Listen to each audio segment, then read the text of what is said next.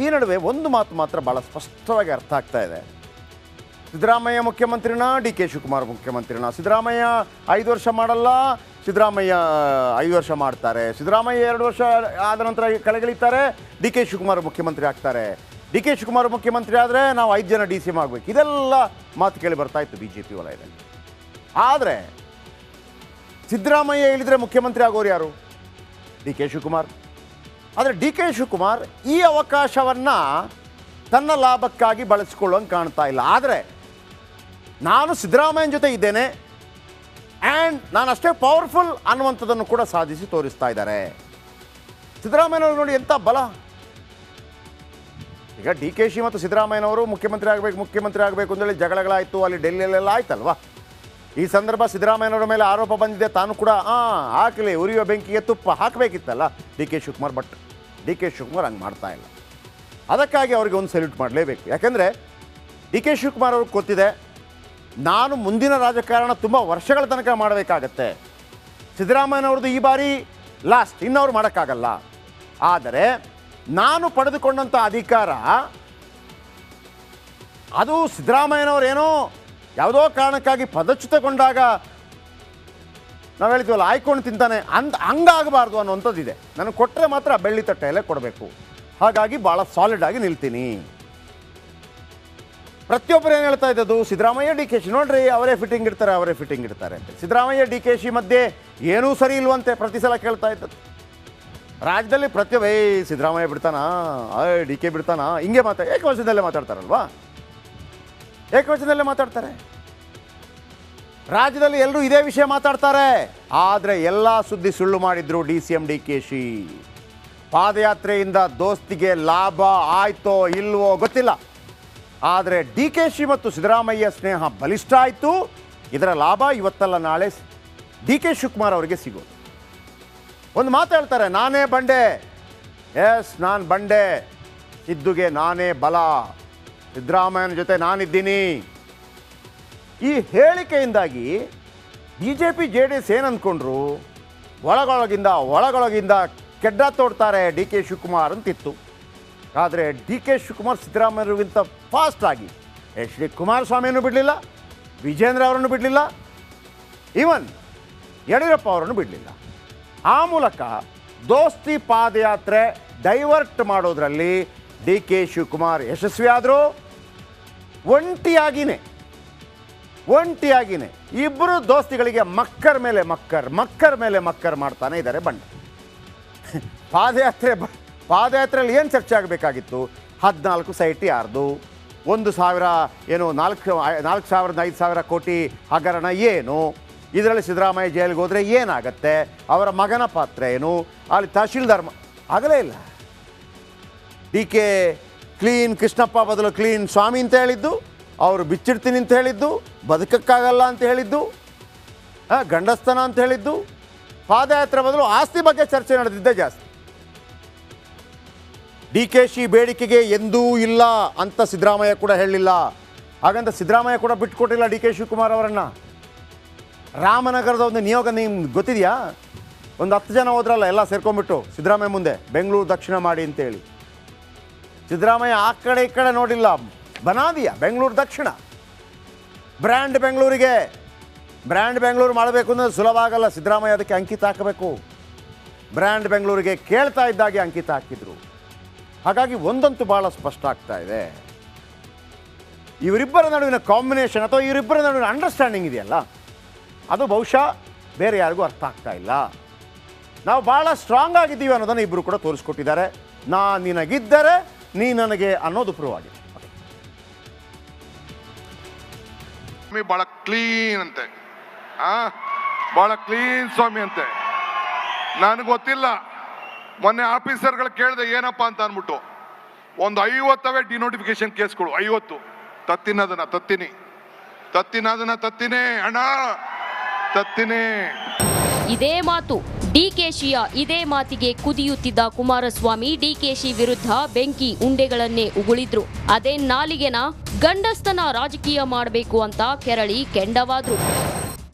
ಪ್ರಜ್ವಲ್ ರೇವಣ್ಣಂದ ಸಿಡಿ ವಿಚಾರ ಏನ್ ಮಾಡಿದ್ರು, ಪೆಂಡ ವಿಚಾರ ಏನ್ ಮಾತಾಡಿದ್ರು, ಏನೇನಾಯ್ತು ಅಂತೇಳಿ ಅವೆಲ್ಲ ಬಿಡಿಸಿ ಎಲ್ಲ ಅವರೇ ಮಾತಾಡಿದ್ದಾರೆ. ನಾನೇನು ಮಾತಾಡಬೇಕಾದ ಅವಶ್ಯಕತೆ ಇಲ್ಲ. ಎಲ್ಲ ಯೂಟರ್ನ್. ಫಸ್ಟು ನನ್ನ ಮೇಲೆ ಹೇಳಿದ್ರು, ತಿರ್ಗಾ ಅದಾರ ಪ್ರೀತಮ್ ಗೌಡ ಅಂತೆ, ತಿರ್ಗಾ ಒಂದು ಹೇಳಿದ್ರು, ತಿರ್ಗಾ ಅದಂತೆ. ಗಂಡಸ್ನಂತ ರಾಜಕೀಯ ಮಾಡಬೇಕು, ಮಾಡೋದಾದ್ರೆ ನನ್ನ ಕುಟುಂಬದ ಮೇಲೆ ನನ್ನ ಬಗ್ಗೆ ಚರ್ಚೆ ಮಾಡ್ತಾನೆ. ಯಾವ ನಪಮುಸರು ಮಾಡೋ ಕೆಲಸ ಮಾಡ್ಕೊಂಡು ಕೂತವನೆ. ನನ್ನ ಪ್ರಶ್ನೆ ಮಾಡ್ತಾನೆ. ಜನ ಬೆಳೆಸೋದು ನನ್ನ ಮಗನಾಗ್ಲಿ ಇನ್ನೊಬ್ಬ ಮಗನಾಗ್ಲಿ. ಇಷ್ಟೇ ಅಲ್ಲ, ಸುಖ ಸುಮ್ಮನೆ ಕೆಣಕಬೇಡ, ಹುಷಾರಂತ ಡಿಸಿಎಂಗೆ ಎಚ್ಚರಿಕೆಯನ್ನು ಕೊಟ್ರು. ಯಾರನ್ನು ಬಿಡ್ಲಿಲ್ಲ. ಅವ್ರ ಮಕ್ಕಳುಗಳಿಗೆ ದಾರಿ ಮಾಡ್ಕೊಳ್ಳೋಕೋಸ್ಕರ ಎಲ್ಲ ಜನತಾದಳದ ಎಲ್ಲ ನಾಯಕರುಗಳನ್ನ ಪಾರ್ಟಿ ಬಿಟ್ಟು ಓಡಿಸಿ ಕುಟುಂಬಕ್ಕೆ ಅನುಕೂಲ ಏನ್ ಮಾಡಬೇಕೋ ಮಾಡ್ಕೊಂಡು ಬಂದ್ರು. ಇದು ಜನತಾದಳದ ಇತಿಹಾಸ. ಮೊದಲು ನೆಟ್ಟಿ ಬದುಕದ್ ಕಲೀರಿ, ಕೆಡಕಿದ್ರಿ ಹುಷಾರು. ಶಿವಕುಮಾರ್, ನನ್ನ ಹತ್ರ ಮೆಟೀರಿಯಲ್ಗಳು ಬರ್ತವೆ, ಯಾವಾಗ ನಾವು ತೆಗೆದಿದ್ದೀವಿ ಭೂಮಿಯಲ್ಲಿ ಬದುಕಕ್ಕಾಗಲ್ಲ ಅಂತ ಮೆಟೀರಿಯಲ್ಗಳು ಶುರು ಆಯ್ತವೆ. ನೋಡಿದ್ರಲ್ವಾ ಡಿಕೆಶಿ ದಳಪತಿ ನಡುವಿನ ರಣರಣ ಕಾಳಗವನ್ನ, ಚನ್ನಪಟ್ಟಣಕ್ಕಾಗಿ ನಡೆಯುತ್ತಿರೋ ಮಹಾಯುದ್ಧವನ್ನ. ಆದ್ರೆ ಮಾತಿನ ಭರದಲ್ಲಿ ನಾಯಕರು ನಾಲಿಗೆಯನ್ನ ಹರಿಬಿಡ್ತಿರೋದಂತೂ ಸುಳ್ಳಲ್ಲ. Bureau report, republic Kannada. ಜನಾಂದೋಲನ ಯಾತ್ರೆ ಅಲ್ವಾ? ಬಿಜೆಪಿ ಸಿದ್ದರಾಮಯ್ಯರ ಮೇಲೆ ಏನು ಆರೋಪ ಮಾಡಿತ್ತು ಅದಕ್ಕೆ ಉತ್ತರ ಕೊಡಬೇಕಾಗಿತ್ತು. HD ಕುಮಾರಸ್ವಾಮಿ ಕೂಡ ಯಾರ ಮೇಲೆ ಆರೋಪ ಮಾಡಬೇಕಾಗಿತ್ತು? ಸಿದ್ದರಾಮಯ್ಯವ್ರ ಮೇಲೆ. ಇದು ಹೆಂಗಾಗ್ಬಿಡಿದ್ರೆ ಕಾಯನ ಇಪಿಯನೇ ಗ್ಲಾಸ್ ಪೊಡ್ಡಲ್ಲ ಅಂತ ಒಂದು ಹಿಂದಿಗಾದೆ ಇದೆ. ತಿಂದಿಲ್ಲ ಉಣ್ಣಿಲ್ಲ ಗ್ಲಾಸ್ ಹೊಡೆದೋಯ್ತು ಅಂತೇಳಿ. ಇವರಿಬ್ಬರ ನಡುವೆ ಜಗಳ ಆಗಿದೆ. ಅದರಲ್ಲಿ ಅವರ ಒಂದು ಕ್ಲೀನ್ ಸ್ವಾಮಿ ಅಂತಿದ್ರು. ಈ ಕರ್ನಾಟಕದಲ್ಲಿ ಒಂದು ಫೇಮಸ್ ಇದೆ, ಕ್ಲೀನ್ ಕೃಷ್ಣಪ್ಪ ಅಂತಿದೆ. ಕ್ಲೀನ್ ಸ್ವಾಮಿ ಹೊಸದು ಕೇಳ್ತಿರೋದು ನಾವು. ಎನಿವೆ, ಈ ನಡುವೆ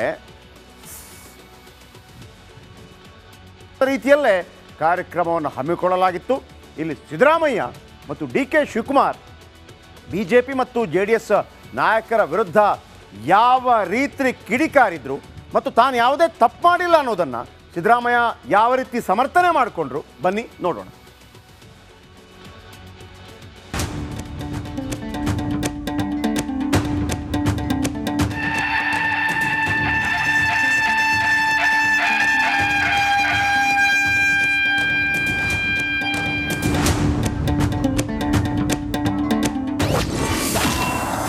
JDS BJP ವಿರುದ್ಧ ಕಾಂಗ್ರೆಸ್ ವಾರ್.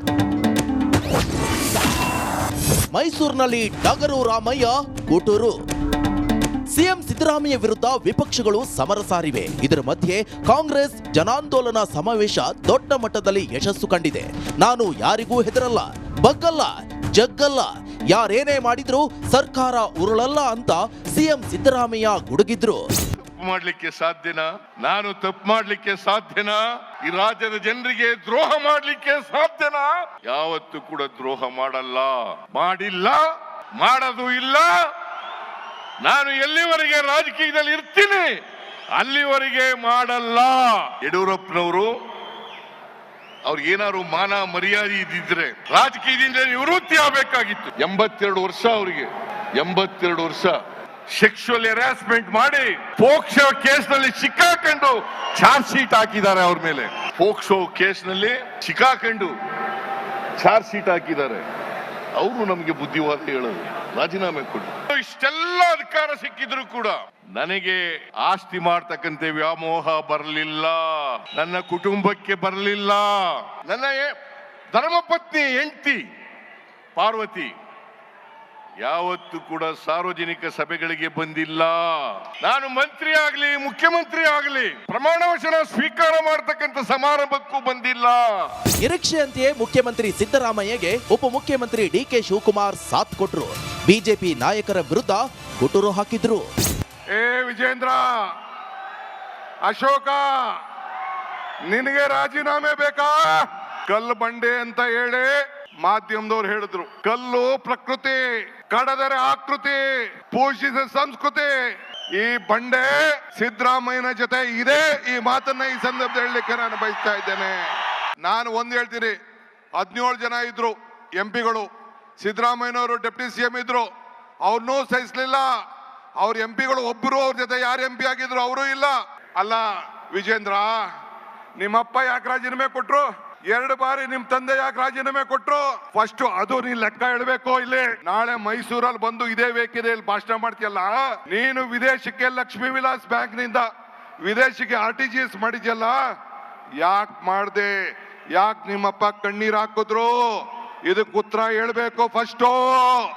ಸಿದ್ದರಾಮಯ್ಯ ವಿರುದ್ಧ ದೋಸ್ತಿ ಪಾದಯಾತ್ರೆಗೆ ತಡೆ ಬಿದ್ದಿದೆ. ಸಿದ್ದಲಿಂಗಪುರದಲ್ಲಿ ದೋಸ್ತಿ ನಾಯಕರನ್ನ ತಡೆಯಲಾಗಿದೆ.